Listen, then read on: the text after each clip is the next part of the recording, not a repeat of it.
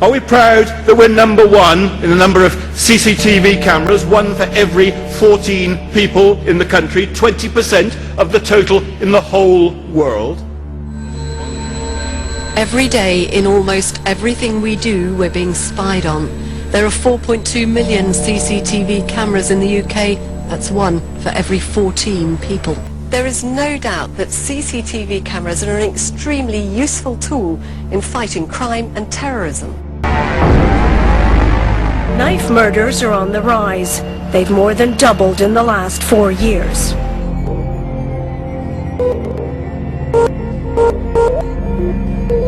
Are we proud that we're number one in the surveillance of individuals going about their daily lives, caught on cameras on average 300 times every day? So the lady in the brown dress, blonde hair, with the male in a black suit, could you please pick that cup up and put it in the bin? Like it or not, this kind of Big Brother surveillance is happening right now. They're Britain's first talking CCTV cameras. The idea is not only to deter crime, but to stop it in its tracks.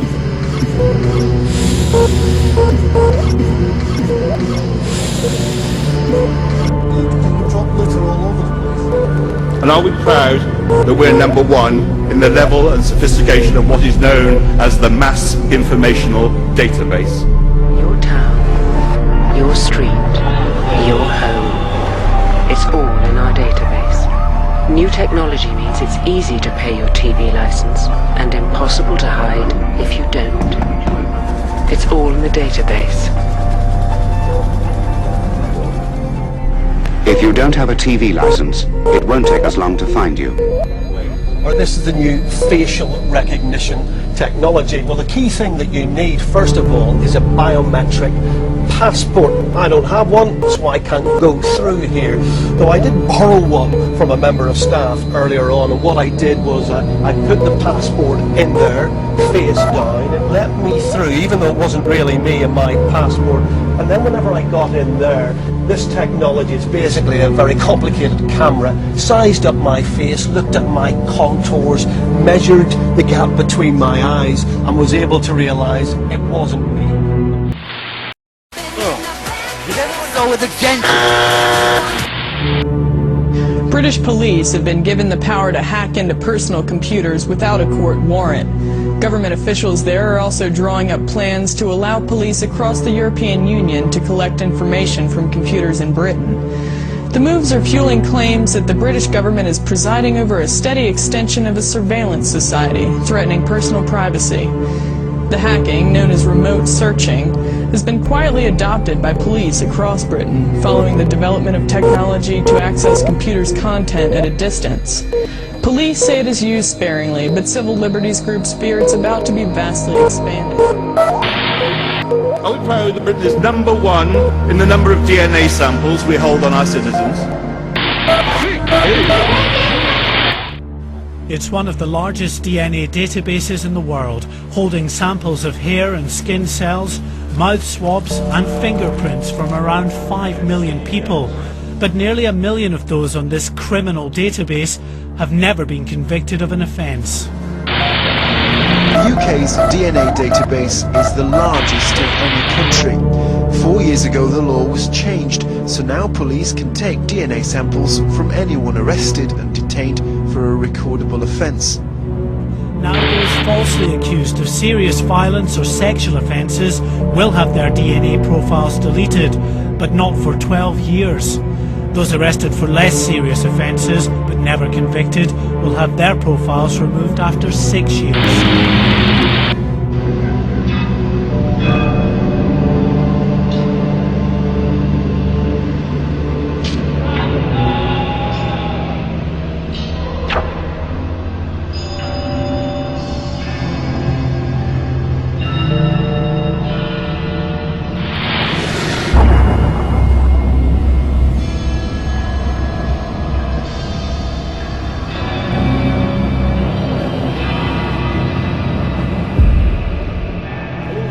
In the name of crime reduction and the prevention of terrorism.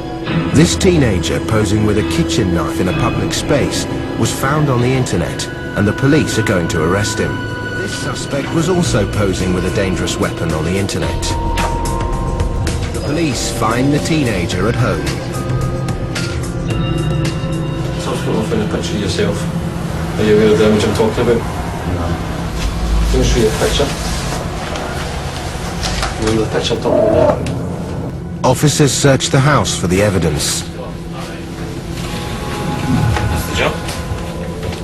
They find the Russian hat he was wearing, but not the weapon.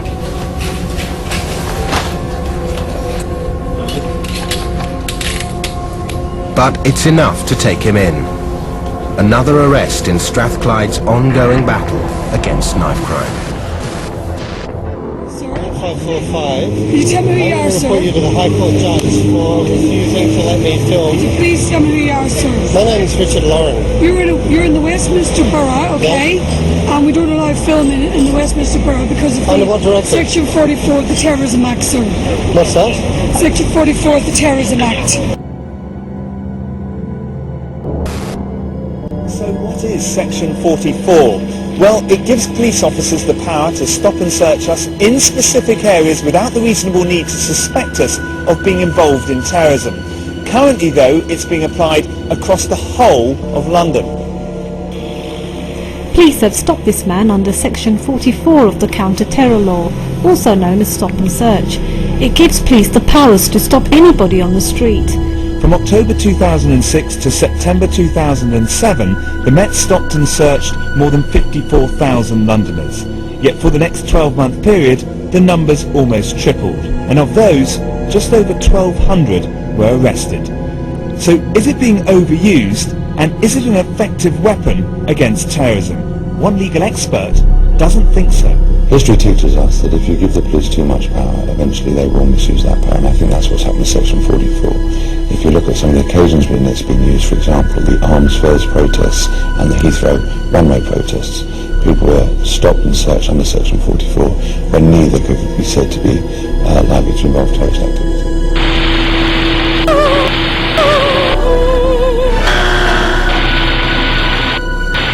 Officers also started the day by searching passengers on major bus routes, looking for signs of criminal activity. The move follows calls from the community in the Breck Road area of Everton to crack down on antisocial behaviour. Sniffer dogs and a metal detecting arch were used to search out drugs and illegal articles.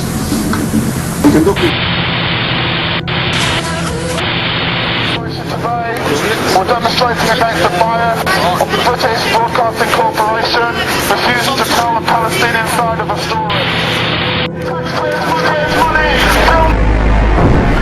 Talking to you about what's going on in this country, around the world, and in Gaza.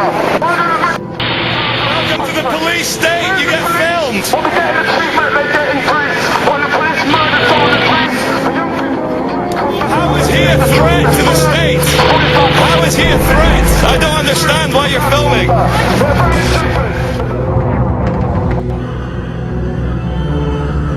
The Independent Police Complaints Commission has received 256 complaints relating to the G20 protests which took place on the 1st and 2nd of April in London. The majority relate to the use of excessive force by police officers.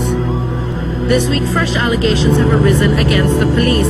Witnesses say that they saw two men who they believe to be undercover police officers egging people on to become violent during the G20 protests. Now, once members of the public confronted these men, they fled towards the police cordon and they were allowed to pass after showing some kind of ID.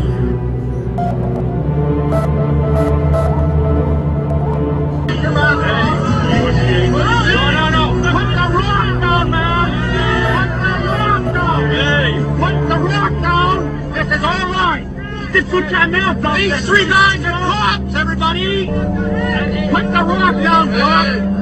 Police, come on, let's see your face. Come on, police. Let's see your face. It's not gonna help. It's not gonna help. Come on, cops. Let them go another way. They won't beat them. They're trying to. They're gonna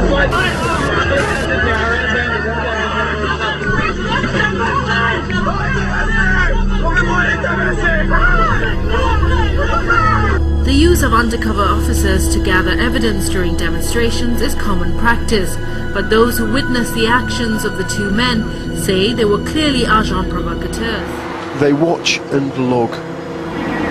This is CCTV that knows what it's looking for. 10 million registration plates are scanned every day, and if anything is not right, from no tax to a stolen vehicle, the system shouts. Out the vehicle! Every single registration plate the system sees is logged and stored, not just criminals. Every journey you've made on a main road is held for 2 years.